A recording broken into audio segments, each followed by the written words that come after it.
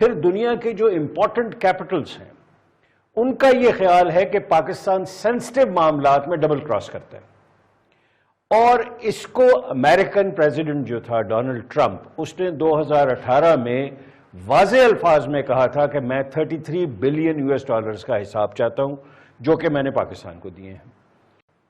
آپ مانے یا نہ مانے، اور اس کے بعد پاکستان کے خلاف بھی طالبان کا ایک سیگمنٹ جو ہے وہ لڑ رہا ہے۔ آج بھی آنے سے پہلے ایک ہمارا جوان بچہ کیپٹن شہید ہوا ہے، کس نے مارا ہے؟ طالبان نے مارا ہے نا جی۔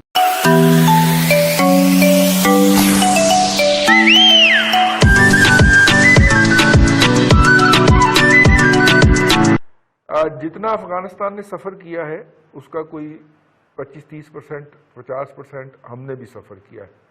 ہم اس دوران چپ کر کے بیٹھے ہوئے تھے اور اس کے اوپر میرے جیسے لوگ تنقید بھی کر رہے تھے۔ اب ماشاءاللہ پاکستان ایکٹیو ہوا ہے، تو یہ کوئی افیکٹو ہم کوئی ڈپلومیسی کر پائیں گے، کوئی طالبان سے کوئی انڈرٹیکنگ لے پائیں گے یا ان کو بلا پائیں گے؟ سب سے پہلے تو یہ دیکھنا چاہیے جی کہ انٹرنیشنل تھیٹر میں پاکستان کی کریڈیبلٹی کیا ہے۔ یعنی جب ہم بات کرتے ہیں، ہمارے پرائم منسٹر صاحب بات کرتے ہیں یا ہمارا کوئی بھی نمائندہ بات کرتا ہے، تو دنیا اسے سیریسلی کتنا لیتی ہے۔ میں انتہائی تکلیف سے یہ عرض کروں گا کہ Pakistan is not a serious player in diplomatic affairs. ہمیں صحیح طریقے سے اپنی بات ایکسپریس نہ کرنے کی وجہ سے کافی مسائل کا سامنا کرنا پڑ رہا ہے۔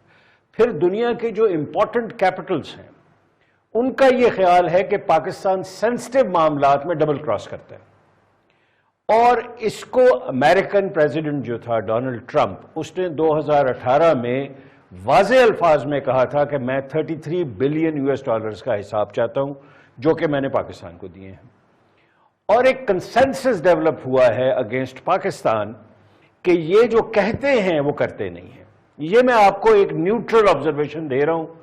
آپ پاکستان میں بیٹھ کے جو مرضی بات کریں، آپ کہیں جی کہ دنیا ہمارے قدموں میں ہے، ہم بادشاہ ہیں، وہ ٹھیک ہے، شاید کچھ لوگ مان جائیں، لیکن میں آپ کو ود ایویڈنس بات کر رہا ہوں۔ میں واشنگٹن پوسٹ کے آپ کو آرٹیکلز دکھا سکتا ہوں جس میں پاکستان کے متعلق سیریس طریقے سے کہا گیا ہے کہ پاکستان کو اپنا رویہ تبدیل کرنا چاہیے۔ اب پیس کانفرنس کی طرف توجہ دلائی جا رہی ہے اور پیس کانفرنس ہو رہی ہے، بہت اچھی بات ہے، لیکن مجھے بتائیں کہ یہ پیس کانفرنسز کتنی ہو چکی ہیں گزشتہ 10 سال میں؟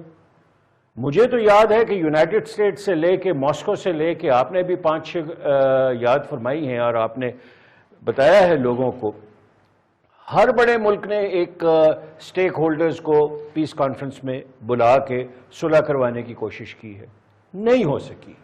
کیا وجوہات ہے؟ میں اب کلیئر ہوتا جا رہا ہوں کہ طالبان کو ڈیفائن کرنا بہت ضروری ہے۔ کیا طالبان ایک مونولیتھک باڈی ہے، یعنی ایک طرح کے لوگ ہیں، ایک ذہنی رویے کے لوگ ہیں؟ بالکل نہیں ہیں۔ طالبان کے اندر اسرائیلی لابی موجود ہے، رشین لابی موجود ہے، امریکن لابی موجود ہے، پاکستانی لابی موجود ہے، انڈین لابی موجود ہے۔ اس کے علاوہ جو دنیا میں میجر طاقتور پلیئرز ہیں، ان سب نے پیسے دے کے ان کی لائلٹی خریدی ہوئی ہے کہ طالبان نے گزشتہ کئی سالوں سے امریکنز پہ حملے نہیں کیے، اور اس کے عوض وہ ان سے پیسے لیتے تھے۔ لیکن اس پہ پیس کانفرنس، میں اس پہ زیادہ کوئی ہوپفل نہیں ہوں۔ ٹھیک ہے، ایک ایفرٹ ہے، وہ ایفرٹ جو ہے وہ کرنا، اس کے رزلٹ نہ ہونے کی ایک وجہ یہ ہو سکتی ہے کہ اب طالبان کے 90% جو ایلیمنٹ ہے، جو فارن ایلیمنٹ، کنٹرولڈ ایلیمنٹ ہے، اس میں پاکستان کا کوئی کنٹرول نہیں ہے۔ آپ مانے یا نہ مانے، اور اس کے بعد پاکستان کے خلاف بھی طالبان کا ایک سیگمنٹ جو ہے وہ لڑ رہا ہے۔ آج بھی آنے سے پہلے ایک ہمارا جوان بچہ کیپٹن شہید ہوا ہے، کس نے مارا ہے؟ طالبان نے مارا ہے نا جی۔ کہ دنیا کی خطرناک ترین پراکسی وار جو ہے بٹوین انڈیا اینڈ پاکستان، وہ افغانستان میں ہوگی، اور اسے کوئی نہیں روک سکتا۔ مجھے پہلے اس پہ یقین نہیں تھا، میں سمجھتا تھا کہ نہیں، شاید یہ بندہ جو ہے یہ ایگزیجریٹ کر رہا ہے، لیکن آج افغان جو امبیسڈر ہے اس نے کہا جی کہ ہم انڈین آرمی کو بلائیں گے to fight for the government. اس کا مطلب یہ ہوا کہ greater design of the things میں امریکنز کا جو خلا ہے، جسے میں اب خلا نہیں سمجھتا، اسٹریٹجک انہوں نے موو کی ہے، انہوں نے اپنے آپ کو بچایا اور اپنی کاسٹ کو بچایا ہے۔ اگر اس کی جگہ افغان گورنمنٹ کی ریکویسٹ پہ، آفیشیل ریکویسٹ پہ انڈین آرمی آ جاتی ہے تو آپ سمجھتے ہیں کہ حالات ٹھیک ہوں گے؟ آپ یہ دیکھ لیجئے کہ ٹرکس جو ہیں وہ سارے مسلمان ہیں، ٹرکس کو بھی دھمکی دی گئی ہے کہ اگر آپ ایئرپورٹ پہ رہے تو ہم آپ کو دیکھ لیں گے۔ پاکستان کو دھمکی دی گئی ہے کہ اگر ایئر بیسز آپ نے دی تو ہم آپ کو دیکھ لیں گے۔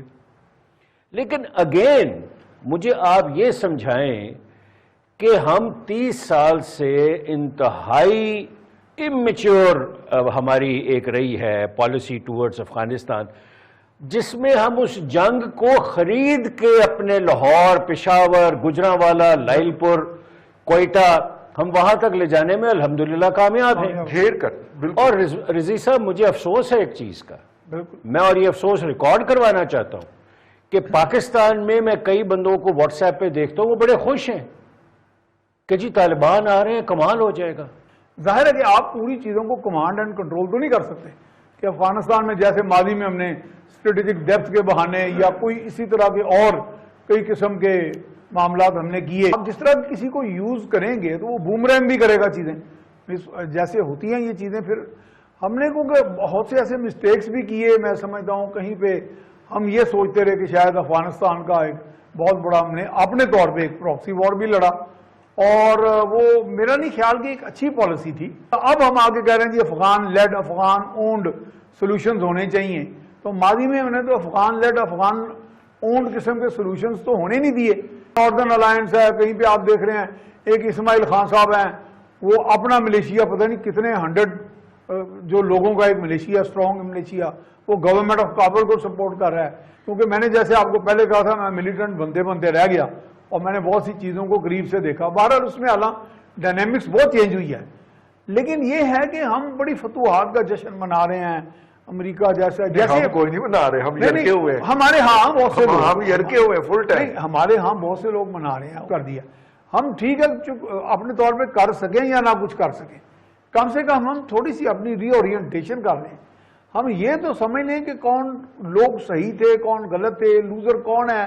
ٹھیک ہے کانفرنس بلا رہے ہیں، اگر if peace can be achieved this way, well and good، اچھی بات ہے، لیکن اگر آپ ماضی میں پیس کو ڈسرپٹ کرنے کے لیے یا ایک ویک فوٹنگ پہ کھیلتے رہے یا کنفیوز بھی رہے، جو ہماری تو جتنی ڈپلومیسی رہی مجھے نہیں نظر آتا کہ اس میں کوئی آپ کے کوئی ڈائریکشن تھی آپ کے پاس۔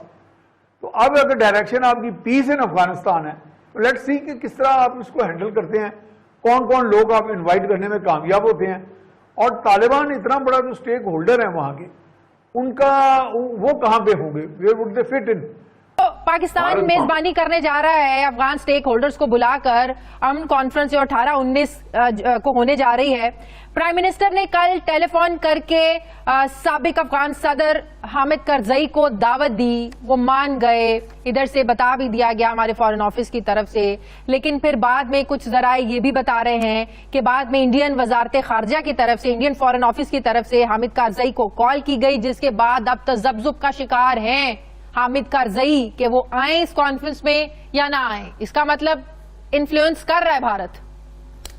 دیکھیں یہ کرے گا ابھی بھی، اس کی وجہ یہ ہے، میں ایک چیز آپ کو بتا دوں، آج اگر طالبان وہاں پہ حاوی ہو جاتے ہیں تو اشرف غنی اور یہ حامد کرزئی وغیرہ یہ سارا ٹولہ جتنا ہے، ان کا ٹھکانہ بھارت ہو۔ اگر یہ پاکستان کے ساتھ ہردہ سرائی نہ کرتے، پاکستان کے ساتھ معاملہ ٹھیک کرتے، تو پھر یہ شاید بھاگ کے ادھر آ جاتے۔ اب ان کو پناہ دینے والا بھارت، تو بھارت کے ساتھ یہ رکھیں گے تعلقات ٹھیک، اور پھر انہوں نے بھارت میں پراپرٹیز بھی لی ہوئی ہیں، بعض لوگوں نے دوسری شادیاں وہاں پہ کی ہوئی ہیں، اور اتنے 20 سال کے اثر رسوخ یہ ہوئے کہ 20 سال بھارت سے پیسے کھاتے رہے۔ تو طالبان آ رہے ہیں جنرل صاحب، طالبان آ رہے ہیں اس میں کانفرنس میں؟ طالبان کا میرا خیال ہے طالبان تو آ جائیں گے، وہ ان کا شاید مسئلہ نہ ہو، انہی لوگوں کا یہ جو حکومتی اور دوسرے ارکان ہیں ان کی پرابلم ہے کہ ان کو بھارت روک رہا ہے اور شاید نہ آئیں۔ صحیح۔ اور دیکھیں ہمارا نقصان ہوگا بہت جب یہ لڑتے ہیں، جب یہ ڈی اسٹیبلائز ہوگا افغانستان، تو ہمیں سینٹرل ایشیا کے ساتھ کنیکٹیویٹی نہیں ملتی، سی پیک ہم جدھر لے جانا چاہتے ہیں نہیں لے جا سکیں گے۔